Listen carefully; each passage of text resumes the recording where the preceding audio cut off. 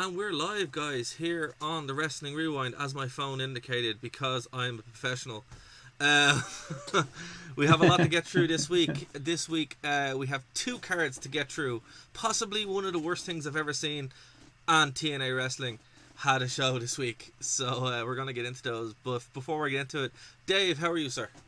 It's a great day for wrestling, everybody. Welcome back to the only show hosted by people who actually like wrestling, Believe it except or for not. maybe today. Things might get a little nitpicky today, I'm afraid. No. Today, see, this is why we go to the past where we can actually Yes. enjoy it and like enjoy good shows. Although I have to say, straight off the bat, Impact Wrestling had a much better show, in my opinion, and we will talk about it. But Dave, how are you doing? How are things getting on with you? 2020 keeps throwing me curveballs, but all in all, I think come 2021, I got some exciting things in store. Nice. But yeah, so I'm looking forward to it. Yeah, I could get all geeky and explain some other things cool that happened, but I'm gonna save that for another show. well, don't worry. There's other shows to do on here on the network. Exactly. If you guys haven't subscribed, go over to Nerd to Know Media, Nerd to Know Media on YouTube, Nerd to Know Media on Twitch, Nerd Ducks on Twitch, Periscope, all that good stuff. You're able to find us. Please like and subscribe. Hit that bell, and also if you want to get the shows, they're on Spotify, iTunes, all that good stuff. So we are everywhere, and of course here on Phoenix 92.5 FM and the True Penny channel. So yeah. Yeah, That's big all. shout out to Sheriff Lone Star and the True Penny channel and all those guys. You guys, a lot of fun talking to and getting to know on Twitter. It's really cool, the It is really interactions cool. that we've had so far. So I really appreciate this partnership. It's weird, right? Because like it seems like we pop the show over and then like a ton of people listen to it. Guys, join us live. We stream now. We are going to go back to Tuesdays. We're going to be streaming on Tuesdays every week at 6 p.m. Greenwich Mean Time. We had to sort it out, but that's when we're planning to do it. So come over and interact, because that's half the fun. If you don't want to do that, Twitter is a great way to do it. I'm actually monitoring the Twitter as we speak. And also, nerdtoknowmedia@gmail.com is where you can leave your thoughts, because, feedback is appreciated. Yeah. Absolutely. And if somebody doesn't want to chat in our little chat, what is the Twitter handle that they can find us at? They can send you a question during Well, the show. for right now, because we haven't changed it yet, the Twitter handle is still at WVI Desk. We will find something better for it, but at the moment it's still a legacy Twitter account. So, yeah. We need to come Tweet up us with a your better one. suggestions, guys. Exactly. Right, so let's get to it. Okay, I want to like get the bad out of the way first. So let's talk the horror show, Extreme Rules. Aptly named. Oh my god! Aptly named. Right, so going into it, I was like, okay, this is gonna be different. Um, I didn't. What I want to say, right? The wrestling was actually good. Like the actual in-ring stuff was really good. Mm-hmm. I really enjoyed the tables match, like a lot. It was kind of short, but it Yeah. was a super good tables match. Um, Anytime that they stack up two tables oh yeah, and use them to put people through, I mark out yeah, it's just as soon fantastic. as I see It's, that. it's super good, but Yep. everything just kind of, the endings made no sense, or they were just weird. Mm. And then it had possibly one of the worst things I've ever seen on WWE, which is saying a lot, as the main event. Okay, so I'm not the only one because Yeah, it see, a was. lot of people don't know this, or I've kind of alluded to the fact that I try not to watch other wrestling commentators or YouTube personalities, writers, etc., because I want to make sure that I find my own opinion. Mm, And what really surprised me is because stuff just pops up in my notifications because of the kind of stuff we do, was how all these people were talking about how the swamp match saved the horror show Extreme Rules. And I no, was it like, didn't. did you watch what I watched? Yeah. Like, look here, we're big proponents of these cinematic matches, but Yes. this was atrocious. This It was was like, garbage. it was not good. It was rambling mess. Like, I like the Alexa Bliss thing as Sister Abigail. If that was pretty Yes, fun. that was cool. Like, it had some cool moments in it, but Braun The Strowman ending, can't though. carry this. He's not John Cena. He's Yep. not the Undertaker, right? He is. He's not.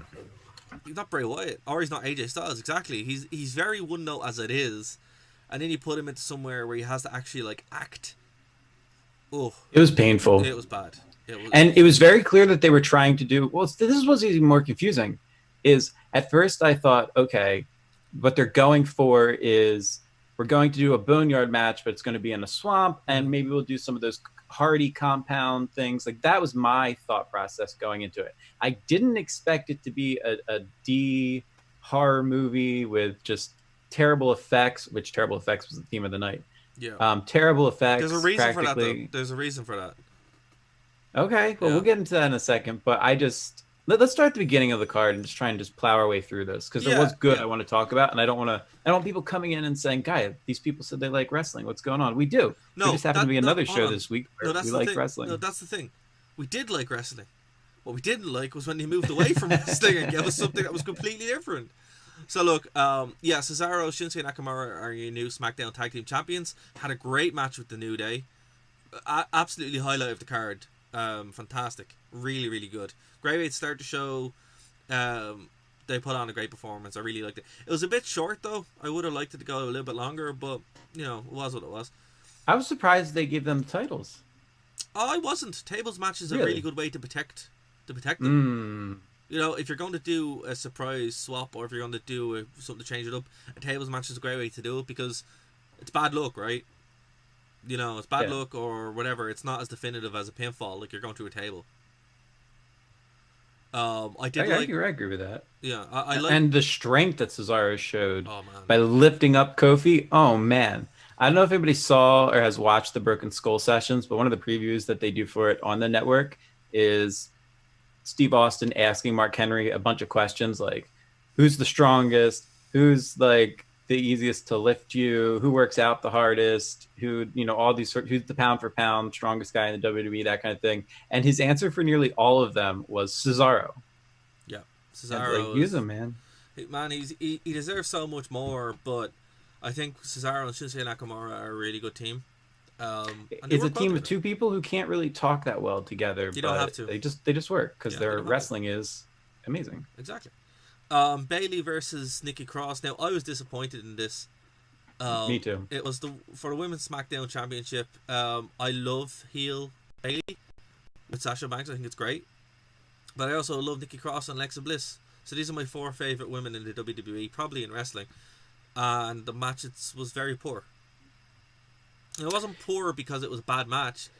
The way they kind of ended it with the nook shot, and it's like they were buying for time.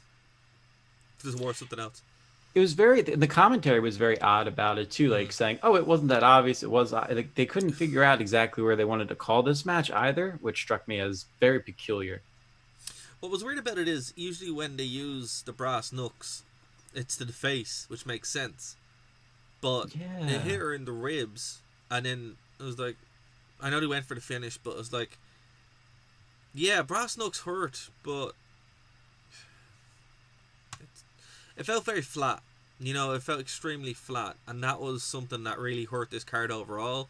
Like, this is supposed to be an extreme pay-per-view, and nothing really extreme was done. Now, we're going to talk about the obvious in a minute, but as far as like, this plays totally into the second match of the night, or not the second match, the second women's match of the night, because as soon as this had a screwy finish, I went, "Oh, okay. Now my hopes are gone for that being a straight up match. That's going to have a screwy finish." Yeah. And all these matches were screwy. This was like a Vince Russo special.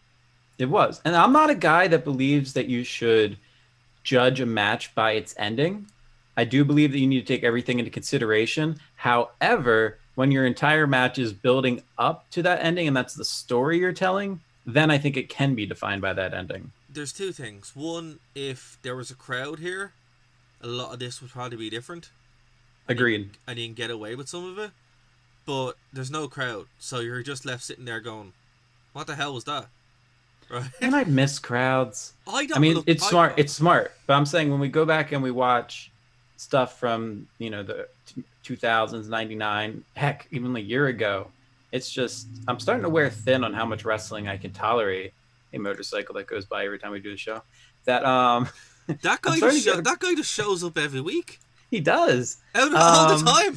He just pops up, and no matter when we do it, we moved the show 3 times this week, and he's still. Oh, here we go. There. He's still there.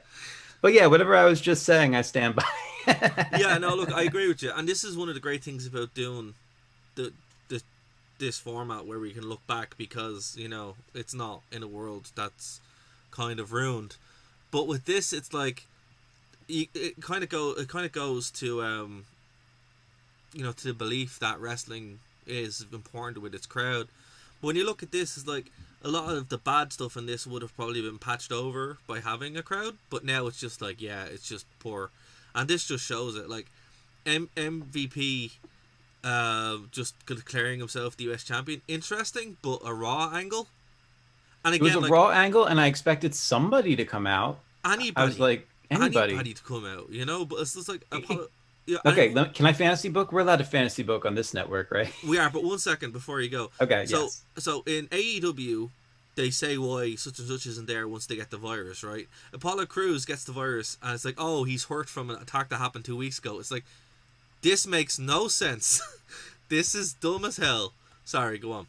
Byron Saxton, to that point specifically, Byron Saxton looked absolutely like, not devastated is not the word I'm looking for, but he looked maybe humiliated that he had to lie and say that, oh, he got an injury, blah, blah, blah. It's like, I have to cover up for something that the company could have prevented.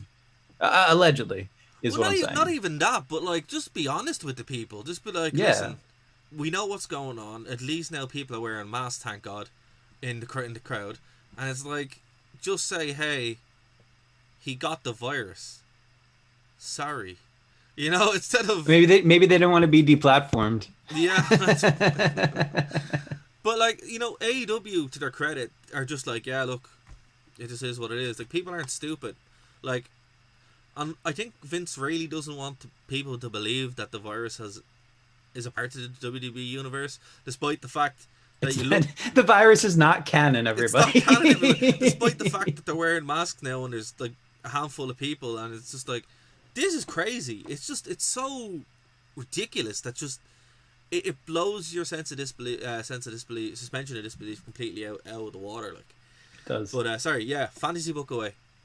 Fantasy book away. Okay, so they have to forfeit. Why not have the Intercontinental Champion come out and say? You just want to see AJ Styles. I do just want to see AJ Styles. Why not have AJ come out and say, no, you have to earn your titles around here, and they could do some kind of like back and forth with them, and they could do almost like some sort of, I don't know. That's as far as I fantasy booked was. I wanted to see AJ Styles on this card, and that was where I could shoehorn him in. I haven't thought it through. I'm not a booker for a reason. Well, on that point, what they could have done is they could have AJ Styles come out and have a champion versus championship expedition match. Okay, maybe that's kind of what I was thinking. Yeah, and it's kind of like, if you can beat the Intercontinental Champion, then you get to become the U.S. champion. Yeah, like that would have been a cool concept. Yeah, but again, here's the thing: if WWE, modern WWE, Brent has this saying.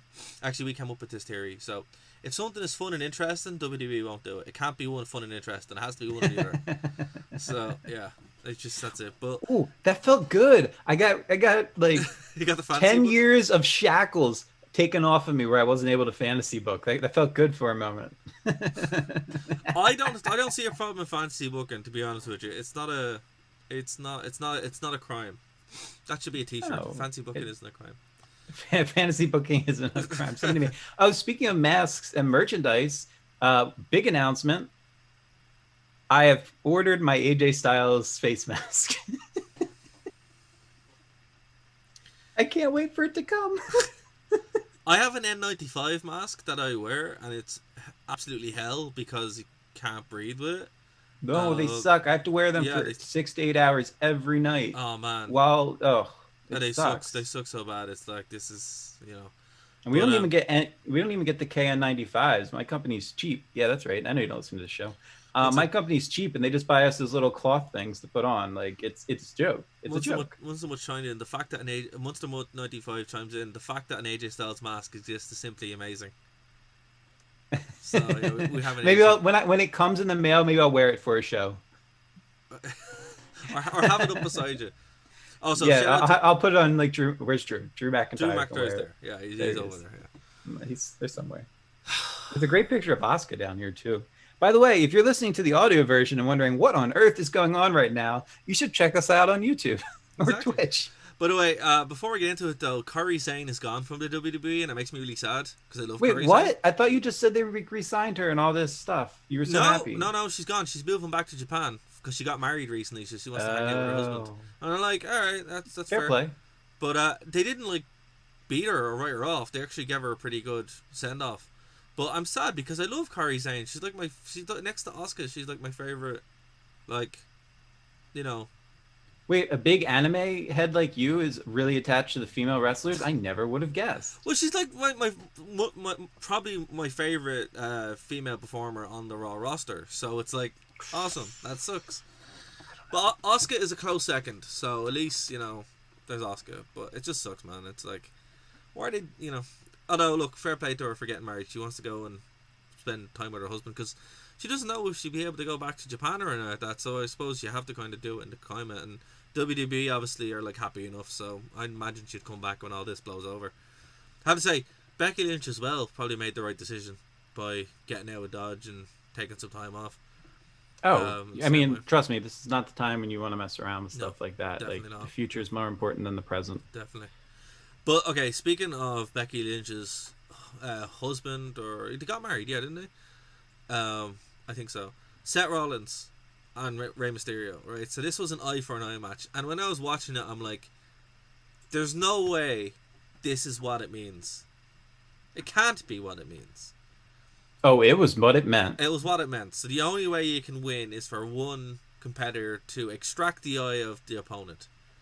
If you watched the show and like heard it last week, and you heard my great pontification about how this could be a changing of consciousness for the Messiah, exactly what it says. Yeah. Yep, it is. It was a horror show, and it was the dumbest thing I have ever seen in my life.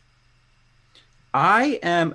This is no secret. I'm a huge deathmatch fan. I just bought finally my first wrestling show of this year. I'm going to be attending in a couple weeks.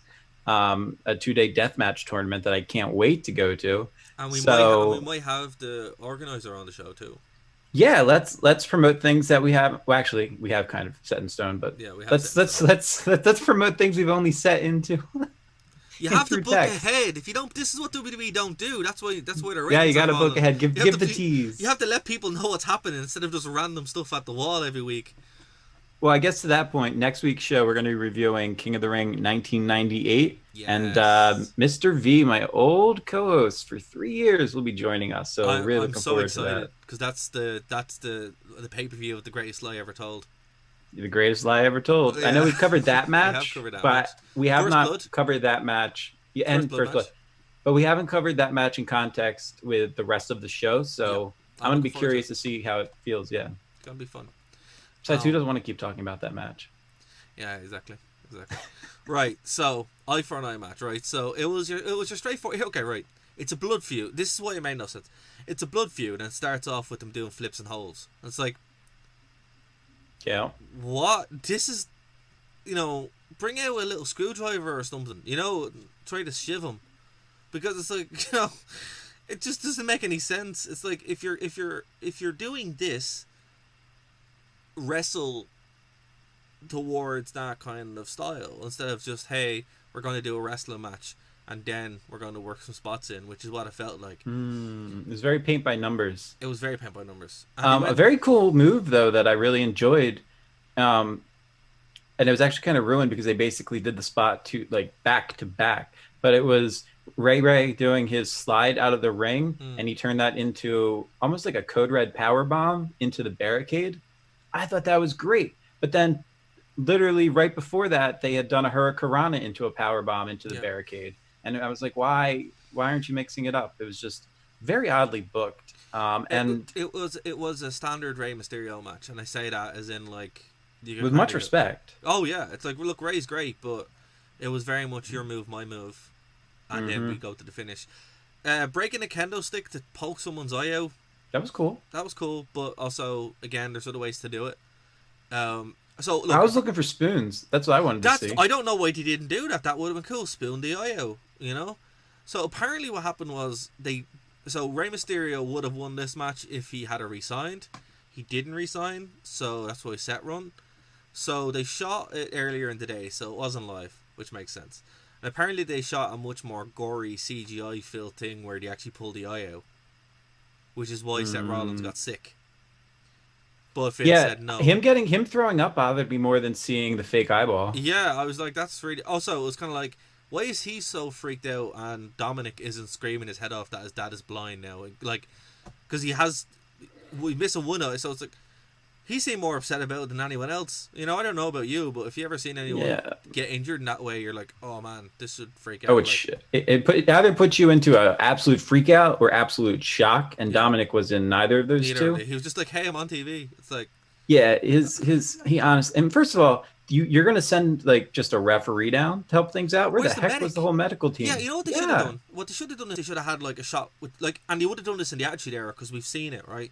They would have had like, and we have the EMTs waiting backstage, shoot the ambulance. They don't actually have to be there, but just make it feel real, and then be like, hey, look, just in case this is a serious match, blah blah blah. No, none of that.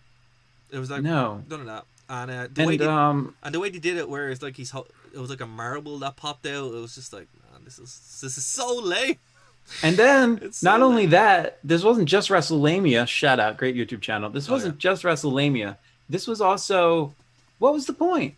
Like, we knew it was probably going to be Ray because it's a lot easier to conceal something in a mask. But then no, it had nothing to do with that. They just over edited it. It was like watching who's that guy? A Michael Bay film. I couldn't follow any of the action. Also, it was just cut.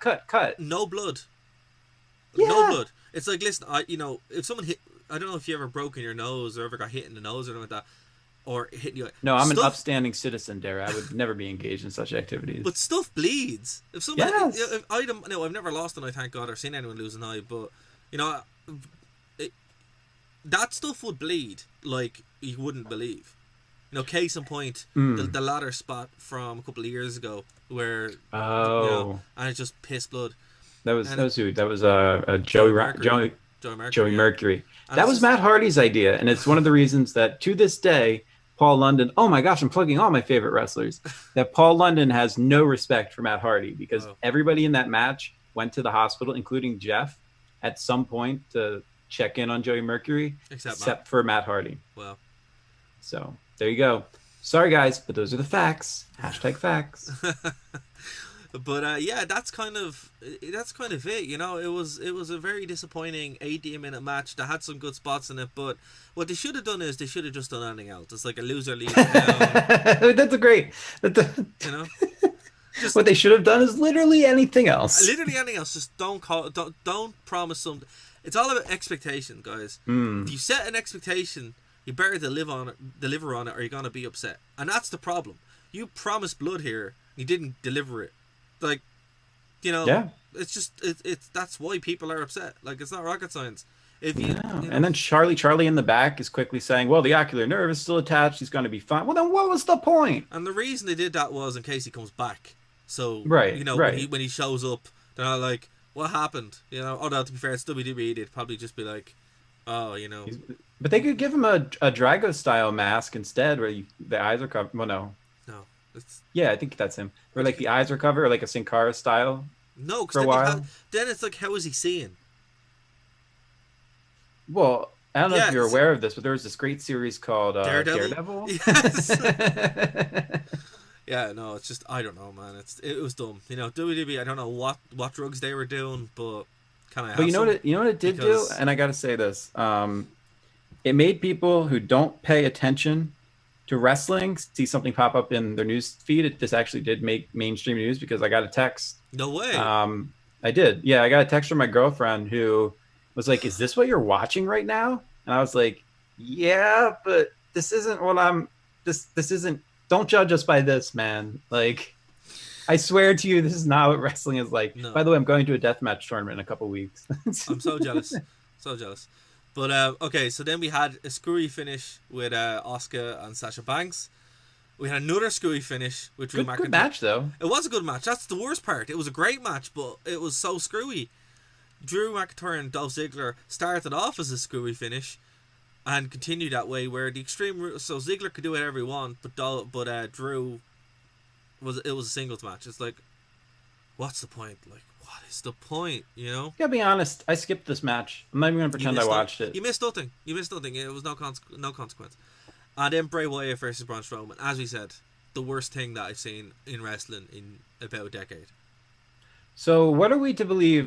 For those of us, or those of you like aren't aware, they did this at the Quiet Compound, and they tried to incorporate different. I don't even care enough to explain it. It was crap. Don't watch it. It was I like garbage. It was literally garbage. don't go watch it. But Absolute so, like the garbage. ending, what were we supposed to assume that he got thrown into a swamp and torn up by alligators? From my understanding of it, it's that good Bray Wyatt is gone. Either World's Bray Wyatt is back, but the Fiend is taken over, and that's basically it. So does this mean no more Funhouse? I think so. Yeah. I don't know. It makes no Whatever. sense. Like it's just okay. they've completely lost the wheel. But look, the show gets a D minus solely for the tables match. This is the worst lockdown pay-per-view that this company has had by far. I'd say it's one of the worst pay-per-views they've ever had. Full stop. It's hard to judge without an audience. I don't know. Maybe dude, this could have been better, but no, it's terrible. Like I feel bad because everyone in there put on a great match. It's just the finishes. It's the TNA problem. It's like, oh, let's do some great matches and absolutely ruin it in the last 2 minutes. And that's what took down TNA. So, you know, but apparently they're kind of back. Yeah, well, look, and that's kind of transitioning to the next part of the show, which is Slammiversary, right? So we went in completely blind, and not like Rey Mysterio blind, like actually blind. Like we didn't know what was going on. Yeah, so this is TNA's biggest show of the year. I'm just gonna call them TNA, right? It's just deal with it. They are Impact Wrestling, but you know. Yeah, why not? Just make yourself Moose. Just call it TNA. Yeah, they literally. Okay, hold on. We'll get to that. But right. So yeah, like this is their second biggest show of the year. Bound for Glory obviously being their biggest show, right? Yeah. We went in completely blind because TNA kind of just been, you know, ever since they kind of resurged to being like the third brand in wrestling, they're there, but they've been kind of quiet. Now they reached out to me directly for the press release, which is how I knew the show was going on and why I wanted to cover it when I found out what was going on, because it actually looked pretty interesting, and not like in a whole like, oh, you know, it's in an ironic sense. It's in like it's actually quite interesting for what they did. Now there's a lot of good and a lot of bad, and I want to cover it fair in the 20 minutes that we have left. So the good was excellent matches, some really good surprises. I thought they used all the talent really well. Some very, very fun little matches. You know, like the main event was really, really good. I really enjoyed the opener with the machine guns. Absolutely marked out for them, because I love the Motor City Machine Guns, like always have. I know Gary was the same. He actually was talking to him today about it, and yeah, they're real cool people. Yeah, really cool. You know, one of my favorite tag teams of all time. The bad. The bad. This has a lot of things that they've done before, and if they're listening, please God, just listen. Bringing in fired WWE guys is not the way to go. And what I mean by that, I know a lot of them were ex-TNA guys. That's fine. But relying on the fact that you were fired by WWE does absolutely nothing for you. It just makes you look low rent in Bush League. Do not do it. And they really did it in this show. There was a picture, and even afterwards there was a picture of them posing, and it's like, lads, please stop. This is really going to go bad for you. And that would be my main takeaway on this. Is like, we're now repeating this cycle where ex-WWE guys come in, they go off on why they were fired, and don't focus. All the rebuilding that they've done to get to a really strong product can be undermined by this very easily. It's a very dangerous road to go. Some other bad, Tommy Dreamer needs to stop wrestling matches on this card. It's just like, poor Tommy, man. He's honestly, he is one of the greatest wrestlers ever. I love Tommy Dreamer. I do. Right? He really is. He's great, you know, and I know you've met him a bunch of time, which I'm super jealous of. And I got a chance to interview him, which I wish I did. But it's just, he needs to stop. Like, he just, anytime he shows up, the gimmick of, oh, I'm ECW, fair. But it's been run into the ground at this point, and I don't think he was the guy to come out and do this TNA thing. TNA heavyweight. It should have been like Raven. Raven would have made more sense. AJ Styles obviously would have made more sense, but he's off in WWE. Yeah, how many times, by the way, because we were talking about like current WWE or recently fired, how many times did they feel the need to mention AJ Styles throughout the night? Like, seriously, guys? They mentioned him an awful lot, which again, it's just like, whoever. One of the great things about Impact Wrestling is they moved away from that, focusing on the WWE, because they now are like the third brand, which is a really nice spot for them to be in, because it sets the expectation. It delivers, and they're able to actually pump out some pretty good content without that comparison between WWE, which is just never good for them, because they're not WWE, which is why you watch them, right? But they need to stop doing that.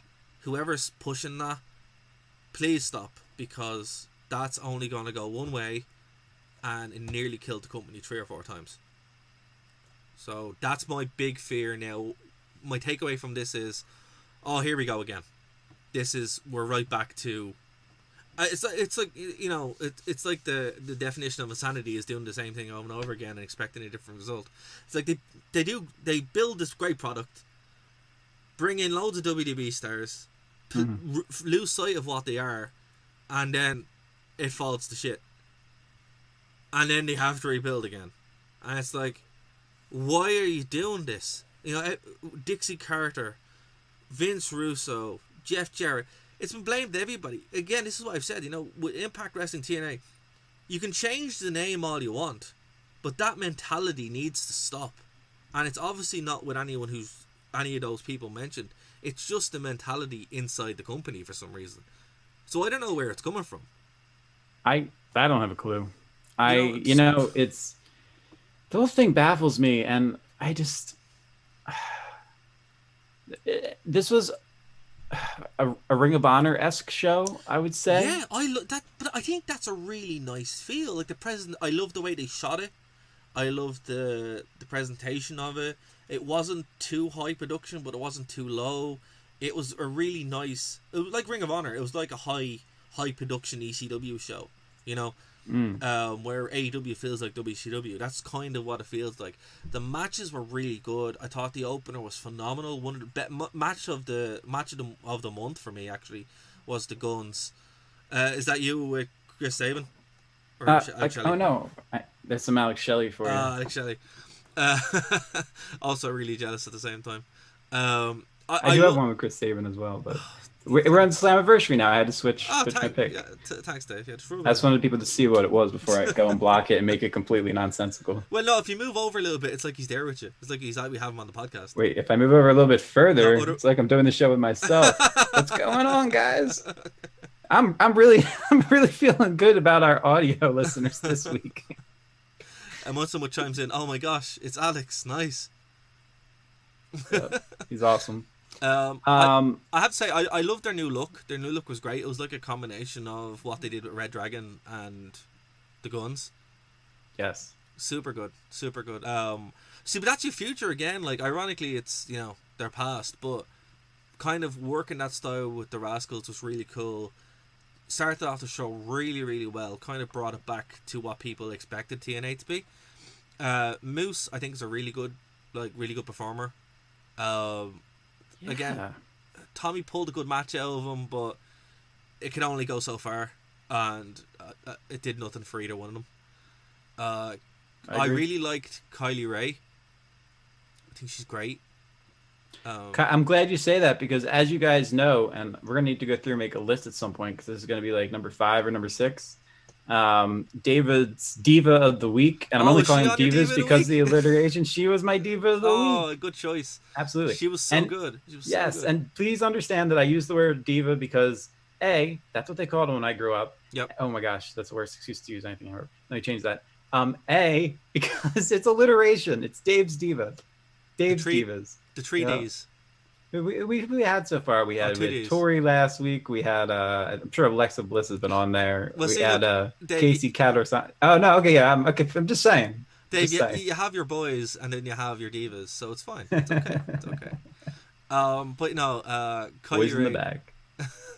Kylie Ray was great. I'm glad she's the number 1 contender now. I think the match that she has for the Knockouts Championship. I hope they don't rush it. I hope they build up to it.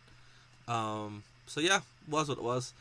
I wasn't really taken by the X Division Championship match. It didn't really feel like an X Division title match. It just felt like a match that had guys in it. Yeah. I mean, I like Willie Mack. This is the first time I ever saw Chris Bay. Obviously, they're very talented. They're just... But you know what they should have done? They should have had a... Like, this is it. Like, by doing the TNA stuff and not having TNA elements in it, it's weird. So they should have had an Ultimate X match for this. Or a ladder match. Oh, yeah. Or this would be a great time. Well, I don't know. But this would be a great time for that. Yeah, it would be a great time for it. Because it's like... One, you're bringing people back into this product who maybe haven't seen it before on the Fight app. And also, you're trying to kind of... What's the word I'm looking for? Fill in the gaps between what came before and what came now. And what's weird about the show is none of that... Like, it didn't feel like a TNA show, but kind of did. Which was weird. But then they also really wanted it to be a TNA show. So, if I was booking this... an X Division match, it would have been a cage match, a ladder match, or an Ultimate X match, because that's what it should have been. Now, was it this show or last show? I think it was WWE where they got to pick the stipulation for the match, and they said it came down to either a no rope or wire match. No, it either came down to a cell match or a something else, and they went with this, or the tables match. And it got so close that the winners got to decide. I want to call nonsense on that booking. That's the Extreme Rules I'm talking about. Yeah, that was the I versus I match. That's how that happened. No, I thought it was. I thought it was the table. All right, was it? I don't even know. Yeah, but no, I don't know. I'm glad we didn't do the news this week because I'm really out of touch. Well, look, with all I'm saying is with the X Division Championship, it has a set expectation, and it's no limits. And this just felt like a match with guys doing moves, which, you know, is great for Impact, but not great for your second biggest pay-per-view of the year. Like, that's the problem. A lot of these shows, a lot of these matches were just matches. There was no real kind of stipulation to them, you know, which they really missed the boat on it. But one thing I will say that I appreciate is all but one match was either for a championship or for the number one contendership. Which I like so a lot. So it made that... Like, they had pay-per-view caliber. Like, there was, it wasn't just, here's Randy Orton versus Edge for the 1000th time. That's it, you know, and people say, oh, but the belts don't mean anything. It's like, no, they kind of do. Like, they add that kind of level of prestige to a match when you're trying to build that up to it as well. And I think every champion they have in Impact Wrestling actually carries the belt quite well. But anyway, I like the North versus Ken Shamrock and Sami Callihan. I actually really like Shamrock and Sami as a team. Which is great. Like, it wasn't the best match in the world, but it didn't have to be. It was a nice serviceable little cool down after the X Division match. The Knockouts Championship. What do you think about the Knockouts Championship? This was from each show. There was one match that I skipped, and this was the one I skipped for this match. You made a good choice. I'm knocking it out of the park today. You made a good choice. It wasn't. Oh, that's another thing that I can promise you guys. Not firing shots, but Dara and I are not the kind of people who will say, oh, this sucked and I hated it, but have not actually watched it. Like, we will put our time in and watch the shows and then accurately review them with our own opinions and bias naturally. But if something comes up like this, I'm going to tell you guys, hey, I didn't watch this match, so I can't really give you an opinion on it. Because I feel like that honesty is kind of important rather than being like an armchair quarterback who went on Reddit and formed their opinion. Oh, hey, shout out to Undisputed Productions in the chat. Hey, what's up? Hey, that's Alex Shelley. Oh. Extreme Rules was good. Wasn't a fan of the editing. Yeah, that's fair. That's fair. It really wasn't good. And the choices they made was ridiculous. What did you think of of the 5-way Impact Championship? Now, here's the thing. This should have been King of the Mountain, right? Just gonna say, yes, really should have been King of the Mountain. They really missed the boat on that. Like, it was weird. So this match kind of came about because Tessa Blanchard just disappeared, and they had a vacant championship, and then people kept getting injured. So our final lineup in this match was Eddie Edwards, Ace Austin, Trey, Rich Swann, and the returning Eric Young. Now again, Eric Young, ex-WWE guy, but not really. He's more of a TNA guy, so I'll let this one slide. But what did you do to your back, Eric Young? Okay, who even won the swap match? Nobody. Everybody lost. Including everybody who paid to watch everybody who paid to watch it. Everyone lost. Nobody won. It was a no. and if you look on Wikipedia, it's a non-contest. Yeah, the Gators. I guess the Gators won. Nobody won. Everyone Nobody had a bad won. time. Everybody had a bad time. But yeah, this match, I gotta tell you, I thought it was going to be amazing. The talent in there is great. Eric Young's, honestly, I don't know what you did to your back with those tattoos. The mask is cool. He comes out wearing though. That is cool, because I didn't realize who it was at first, and I also realized I'm getting old because Eric Young of all people is starting to show age. Yeah, that's scary, man. I remember when Eric Young was sprightly. He's not anymore. He is hella old. No, yeah, hella old. My biggest complaint about this match is they made Ace. Okay, and I mean no disrespect by this, because the kid's like what, 23 years old, but Ace Austin, they made it out as if he was this tremendous like world champion caliber talent, and honestly a lot of what he was doing was very indie paint by numbers move sets, and I was kind of disappointed in that. I wanted to see some, not that he didn't innovate, but I wanted to see a bit more of his character and persona come through, which aside from his hair, I'm not sure I got much of. I actually thought Trey stood out to me as a much more intriguing character and high flyer. See, I think a lot of this was the structure of the match. They were really kind of going to build it around Eddie and really building him up as a deserving champion. Because he's the most established guy there. You know, it's like Undisputed Production pops in. I feel bad for EC3. WWE wasted him so much. Same with Eric Young. Yeah, 100%. And don't worry, we got a vignette for him at the end. So. Yeah, and they rarely execute talent as well. It depends. You know, I think the TNA guys that made the jump over, they either sunk or swam, or swam, and a lot of them were just lost. EC3 was lost from the moment he was called up. Should have stayed in NXT, and the same with Eric Young. It's just like, I really like Sanity, but I think Eric Young is much better here in TNA. It's the right space for him. EC3, yeah, we got a vignette for him. We'll wait and see. I think AEW would have been better done for him, but it is what it is. And I'm furious about the Good Brothers. I'm absolutely furious. Okay, well, go on. That's where I wanted to jump to. So Eddie Edwards wins the match, and then the Good Brothers comes out. What do you think? It made no sense. It made no sense at all. Why would they be friends with Eddie Edwards? I don't remember that from their history. Somebody in the comments, you can tell me about some crap that they did in Japan together that makes it awesome. Wow, I sound like an angry person today. No, I think, you know, with the Good Brothers coming out, I'm like, there was no reason for this. No. You know? Yeah, look, Undisputed Productions, Impact was good. This show actually really kind of put faith back in the show. As we said, anything we're picking at now, they're just concerns that we have. So the show itself is quite decent. The only thing I was Cole and Styles did well. Yeah, that's fair. They were big before, exactly. Remember, like, those guys were they were like faces of their promotions beforehand. Styles was going to be a star no matter where he went. But with the Good Brothers, I think... And apparently still an Impact, because they'll share replays of him all night long. All night long. Which is, to be fair, that's more than we got out of Extreme Rules, so maybe that's why I like Slammiversary more. I don't know. Maybe. And look, Great to see Rich Swann back while you're trying to come up with that thought. Really great to see him showing off his talent. I liked all the guys back. I thought for a match that they booked in a week where everybody pulled out, it was very good and very decent. It's just, I didn't like the color though. I was not a fan. It was too obvious. I don't know if because of there being no crowd. Like, you literally saw it. I don't know that. I don't like to see people like gig in front of the camera. Yeah. No, I'm okay with that. I just don't want to actually see it done. I want it to be hidden. Well, one thing on the production side of things, they had like no crowd there at all. Right. And it was shot in such a way that it was even more kind of off-putting than what WWE used to do.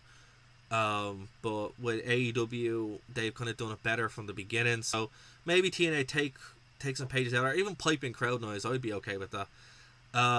Keith Lee, somebody's piping in money for you. Might as well pipe in some crowd noise. Exactly. Undisputed Production pops in. I also hope WWE doesn't ruin Keith Lee. So much talent for his eyes. Oh yeah. Oh no, he'll be fine. Yeah, he'll be fine. Keith Lee will be fine. But it's still, you know, at the end of the day, I would say for anyone in that sense, unless you get released, and not like fake released, NXT is the place to stay. It is. And like, what are we talking about, honestly, with these releases? Or I guarantee you, the Good Brothers didn't sign a year-long deal with TNA. They're probably doing a per diem appearance and could still end up in AEW. That's what's going to happen. They're going to show up in AEW in a week or two, and then they got paid a bunch of money. And this is what I'm saying to you about what Impact need to be careful of. Don't just jump because they're former WWE guys and get screwed out of your money, because that's not, you know, at least lock them down for a decent contract. EC3 is going to be there. He's going to hang around for a while, probably. Obviously, Eric Young isn't gone anywhere. He's happy enough to be there. But, you know, a lot of these I like Keith Slater there, too, actually. Yeah, that moment with him and Rhino is worth mentioning. But here's the thing. With Heath Slater, Drew McIntyre did the same thing. I think going somewhere there, that's not the second, but the third, it's a good place for him to kind of hone his talent, build his skill, and then go back to WWE, which is what he's going to do. Unspewed Productions, thank you for chiming in. We're going to sign off now anyway, so thanks for sticking in the chat. Appreciate it. We are. Can I say something super quickly? Yeah, of course. My least favorite, and I hate to go out on a bad note, but the absolute worst part of Slammiversary, and this kills me to say because I'm such a big fan of his, was Josh I can't even bring myself to say his name. Josh Matthews. What were you doing? What is this new style of commentating where you sound... He shouts, but he sounds super bored at the same time, and he's stretching out words. Be you. Be the person that made me want to watch independent shows that you were commentating. Look, just for your voice. Like, that's how big of a fan I was. I was the same. I like Josh Matthews. Got to interview him a bunch of times. Great guy, but oh my god, stop that. You know, that's he's changed. Something weird has changed in him. I don't know what it is. A lot of this Impact stuff, it seems like they're in this weird transitional period where they're still trying to find who they are, which they've been in since 2007. Well, no, it's to be fair, they did nearly die and then had to claw their way back up. So they're in a very good position now. They just got to be careful that they don't throw it all away, and then I finally have to finish that book that I've been threatening to write for 10 years. So, which I don't want to do, because that's a gargantuan task which I'm scared to write. So I'm pulling for TNA to stick around solely so I don't have to write the book about it. But yeah, that's it, guys. That's going. Let me volunteer to be your editor, by the way. It happens to be a thing I can do. Fair.